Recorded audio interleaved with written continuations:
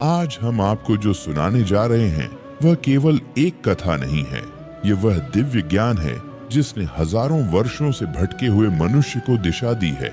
ये वह अध्याय है जो कर्म करने की शक्ति देता है। ये वह अध्याय है जो डर, भ्रम और आलस्य को जलाकर राख कर देता है। आज हम आपको सुनाने जा रहे हैं श्रीमद् भागवत गीता का 3य अध्याय, कर्म योग। और अगर हमारी यह मेहनत आपको भीतर तक छू जाए, अगर इन शब्दों में आपको अपने जीवन के प्रश्नों के उत्तर मिले, तो इस वीडियो को लाइक जरूर करें, हमारे चैनल कृष्ण मार्ग को सब्सक्राइब करें और कमेंट में पूरे विश्वास के साथ लिखें, जय श्री कृष्णा। क्योंकि आज जो आप सुनेंगे वह आपके कर्मों को देखने का नजरिया हमेशा के लिए बदल देगा। महाभारत के युद्ध क्षेत्र में खड़ा अर्जुन अभी भी द्वंद्व में है। उसका मन शांत नहीं है, उसका हृदय प्रश्नों से भरा हुआ है। वह श्री कृष्ण से कहता है कि हे केशव, आपने अभी अभी मुझे ज्ञान और संन्यास की बात कही, लेकिन फिर आप मुझे युद्ध करने, कर्म करने के लिए क्यों कह रहे हैं? अगर ज्ञान श्रेष्ठ है तो कर्म क्यों, और अगर कर्म आवश्यक है तो ज्ञान क्यों? अर्जुन का ये प्रश्न आज भी हर इंसान का प्रश्न है। जब हम कहते हैं कि सब कुछ ईश्वर पर छोड़ दो, तो फिर मेहनत क्यों करें? जब हम कहते हैं कि भाग्य में लिखा है, तो फिर संघर्ष क्यों करें? जब हम कहते हैं कि आत्मा अजर अमर है, तो फिर संसार के कर्म क्यों? और यहीं से श्री कृष्ण 3य अध्याय का आरंभ करते हैं। श्री कृष्ण कहते हैं कि हे अर्जुन, इस संसार में मैंने 2 प्रकार की निष्ठा बताई है, एक ज्ञान योग और दूसरी कर्म योग। लेकिन ये मत समझो कि कर्म छोड़ देने से कोई सिद्ध हो जाता है। कोई भी मनुष्य एक क्षण भी बिना कर्म किए नहीं रह सकता। चाहे तुम कुछ न करो, तब भी तुम्हारा शरीर, तुम्हारा मन, तुम्हारी सांसें कर्म कर रही हैं। कर्म से भागना असंभव है, और जो मनुष्य कर्म से भागने की कोशिश करता है वह भीतर से और अधिक उलझ जाता है। क्योंकि बाहर से कर्म छोड़ना आसान है, लेकिन भीतर की इच्छाओं को छोड़ना अत्यंत कठिन।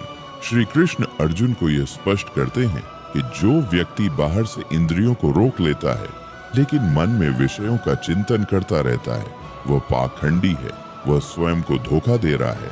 सच्चा योगी वह है जो इंद्रियों को कर्म में लगाकर मन को ईश्वर में स्थिर कर देता है। कर्म करो लेकिन आसक्ति छोड़ दो, कर्म करो लेकिन फल की चिंता छोड़ दो, कर्म करो लेकिन अहंकार छोड़ दो। क्योंकि कर्म तुम्हारा अधिकार है, फल नहीं, और यही कर्म योग का मूल है।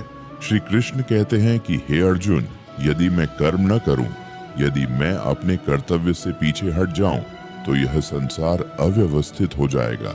क्योंकि सामान्य मनुष्य श्रेष्ठ पुरुष का ही अनुसरण करता है। जैसा आचरण महान व्यक्ति करता है, वैसा ही समाज करता है। इसीलिए कर्म केवल तुम्हारे लिए नहीं है, कर्म समाज के लिए है, कर्म लोक संग्रह के लिए है, कर्म दूसरों के मार्गदर्शन के लिए है।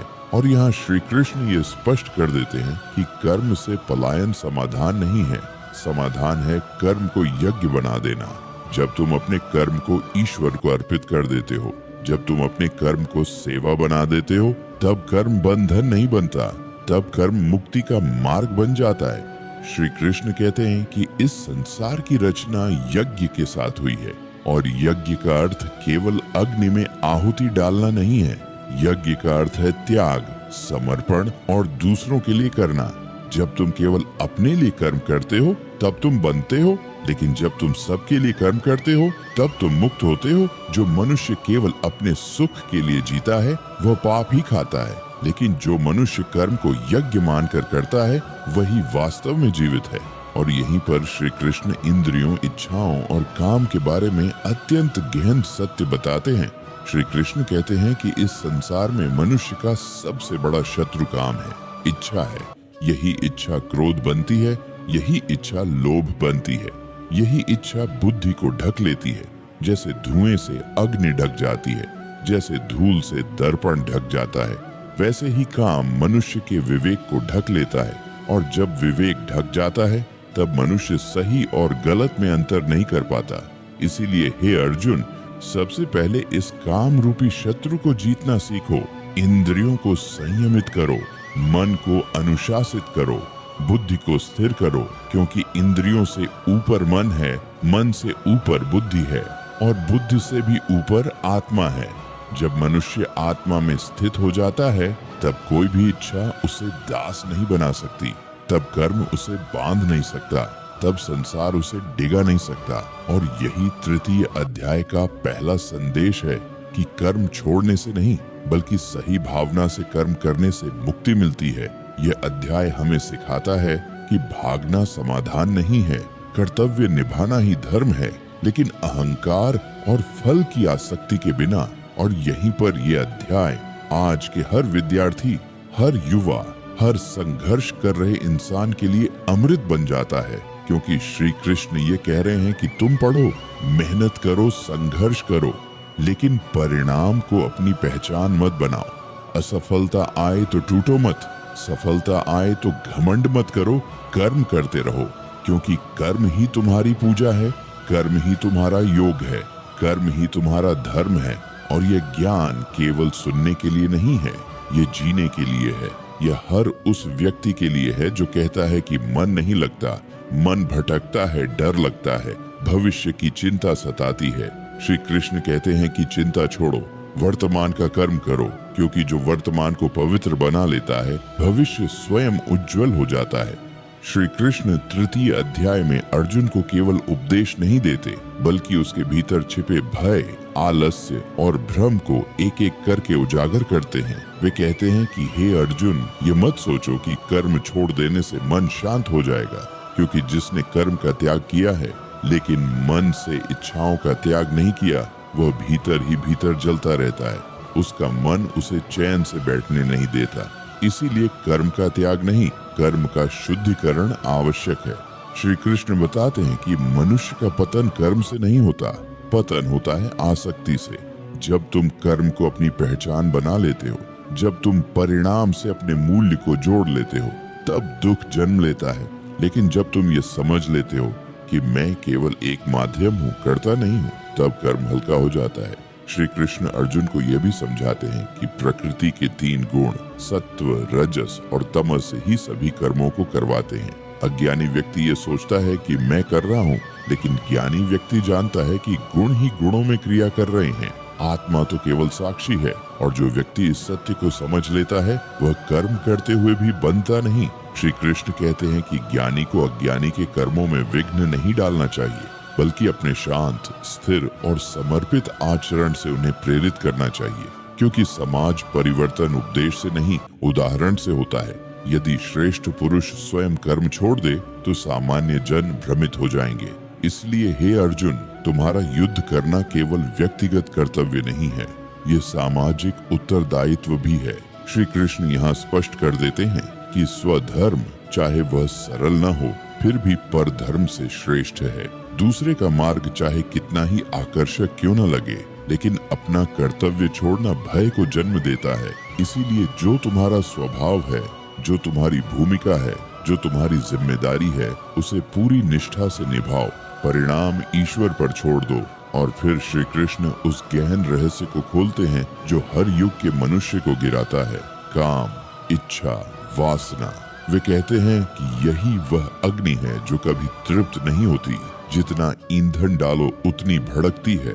और यही काम मनुष्य को पाप की ओर धकेलता है, यही बुद्धि को भ्रमित करता है, यही निर्णय शक्ति को कमजोर करता है। इसलिए इसे दबाने का प्रयास मत करो, इसे समझो, इसे नियंत्रित करो, इसे उच्च उद्देश्य में परिवर्तित करो। श्री कृष्ण कहते हैं कि इंद्रियों को बलपूर्वक रोकने से वे और विद्रोही हो जाती हैं, लेकिन जब मन उच्च लक्ष्य में स्थिर हो जाता है तब इंद्रियां स्वयं अनुशासित हो जाती हैं। इसलिए अपने जीवन में उद्देश्य रखो, सेवा रखो, साधना रखो, और फिर कर्म अपने आप योग बन जाएगा। श्री कृष्ण अर्जुन को यह भी बताते हैं कि जो व्यक्ति स्वयं संतुष्ट है, जो आत्मा में रमण करता है, उसके लिए कोई कर्तव्य शेष नहीं रहता। फिर भी वह लोक कल्याण के लिए कर्म करता है, क्योंकि उसका कर्म स्वार्थ से नहीं, करुणा से उत्पन्न होता है। और यही सच्चा कर्मयोगी है जो संसार में रहते हुए संसार से ऊपर उठ चुका है, जो सफलता में बंधता नहीं,